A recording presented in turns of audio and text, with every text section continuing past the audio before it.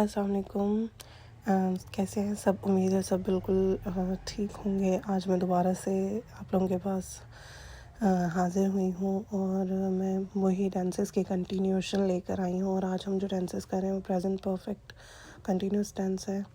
ये हाल के ज़माने में जारी और मुकम्मल कामों को जो ज़ाहिर करते हैं। और जब उर्दू में आप सेंटेंसेस देखेंगे तो उसमें वक्त का ज़िक्र होता है, यानी पता चलता है कि ये किस वक्त में किया गया है। जैसे अब वक्त दो तरह से, या तो एग्जैक्ट डेफिनेट टाइम बताया जाता है यानी वक्त का तयन होता है तो उसके साथ सेंस होता है, और अगर वक्त का तयन नहीं होता तो फोर का इस्तेमाल होता है। ठीक है, और सेंस एंड फोर का मैं आगे भी थोड़ा एक्सप्लेन करूँगी। अब हम इसके ज़रा एफर्मेटिव सेंटेंसेस देख सकते हैं कि इसमें सबसे पहले हमारे पास सब्जेक्ट होता है, हेल्पिंग वर्ब होता है, फिर हम बीन लगाते हैं, फिर वर्ब प्लस आईएनजी, फिर सेंस और फोर, और फिर ऑब्जेक्ट। अब हम लोगों ने उसी तरह से इसको डिफ्रेंशिएट करना है या ग्रुप्स में डालना है। अगर हमारा सब्जेक्ट सिंगुलर होगा, ही शी या इट होगा या नेम होगा। अब हेल्पिंग वर्ब इसमें बेटा परफेक्ट टेंस के हिसाब से लगेगा। प्रेजेंट परफेक्ट में जैसे हैज़ या हैव लगता था तो सिंगुलर के साथ हैज़ लगेगा, फिर बीन लगेगा, फिर verbs first form plus ING. इससे पता लग जाएगा कि एक तो परफेक्ट वाला भी हमारी कंप्लीशन होगी सेंटेंस की, और कंटिन्यूस भी वाली चल गई। और सेंस और फोर जिस तरह का हमें टाइम दिया जाएगा हम या सेंस डाल देंगे डेफिनेट टाइम पे, या इनडेफिनेट पे हम फोर डाल देंगे। प्लूरल सब्जेक्ट होगा तो बेटा हम लोगों ने आई वी यू दे। अच्छा, प्लूरल में हमने आई वाली एक्सेप्शन रखनी है, आई भी प्लूरल में ऐड होता है। ठीक है, और फिर उसके साथ हैव हो जाएगा बीन, फिर फर्स्ट फॉर्म प्लस आईएनजी, फिर सेंस या फोर, और ऑब्जेक्ट में तो हमारे सेंटेंस कंप्लीशन जिस तरह से भी होगी। अब सेंस का मैं यहाँ पे बता देती हूँ। फॉर डेफिनेट टाइम, यानी जहाँ पे हमें टाइम का प्रॉपरली तयन हो, यानी जैसे हमें बताया होगा कि वो कल रात सुबह 3 बजे से, हफ्ते से, मंडे से, जनवरी से, 1988 से, जब इस तरह से कुछ लिखा हुआ होगा ना तो हम लोगों ने सेंस लगाना है। देखो जैसे इसमें मैंने मेंशन किया है कि टाइम, डेट, मंथ या फिर कोई ईयर, मतलब प्रॉपर वो बताया हुआ होगा ना तो हम लोगों ने क्या लिखना है, सेंस लिखना है। ठीक है, in which given in which the work is done. ठीक है, अब हमने फोर के लिए क्या लिखना है। फोर हमारा इनडेफिनेट टाइम के लिए है, यानी हमें टाइम का पता नहीं होता।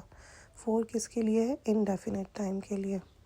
और इसमें हम लोग जैसे कि वो कुछ दिनों से ये काम कर रहा है, वो कुछ घंटों से ये कर रहा है, वो कई दफ़ा ऐसा कर चुका है, वो 2 दिन से ये कर रहा है। 2 दिन, अब हमें अगर कहीं लिखा हुआ है कि वो 2 दिन से ये कर रहा है, ये तो 2 दिन, कौन से 2 दिन? कल अगर यहाँ पे अगर वो हमें नहीं मेंशन करेंगे कि कौन से 2 दिन, तो हमने फोर लगाना है। वो 2 घंटे से कर रहा है तो कौन से 2 घंटे? हमें 2 घंटों का पता नहीं है वो कौन से 2 घंटे हैं, तो इसलिए वो टाइम हमें डेफिनेट नहीं पता होता। यानी अगर मैं कहती हूँ वो पिछले 2 घंटों से कर रहा है तो हमें पता है कि वो लास्ट गुजरे हुए 2 घंटे, फिर हम सेंस लगाएंगे।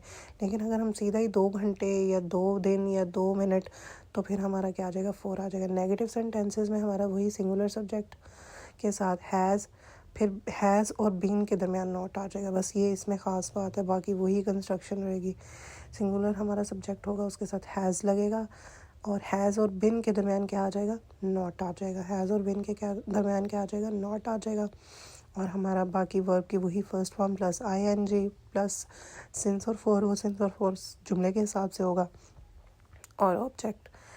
फिर हमारा अगर प्लूरल सब्जेक्ट आ जाता है तो हैव आ जाएगा, या आई आ जाता है तो हैव आ जाएगा, और आई वी यू देस में आ जाएगा। और अगर हैव आ जाएगा और हैव और बिन के दरमियान, वैसे तो हम हैव बिन पॉजिटिव में करते हैं ना, तो नॉट हैव और बिन के दरमियान आ जाएगा। बाकी वही हमारी सेम कंस्ट्रक्शन रहेगी। अब हमारे इंट्रोगेटिव को जो सेंटेंसेस होंगे, जो सवालिया जुमले होंगे, उनकी भी हम थोड़ा सा देख लेते हैं। इसमें ये जैसे कि सब में हुआ है कि हमारा जो हेल्पिंग वर्ब है वो शुरू में, यानी हैज़ और हैव जो है वो शुरू में आ जाएगा, फिर हमारा सब्जेक्ट, फिर बिन।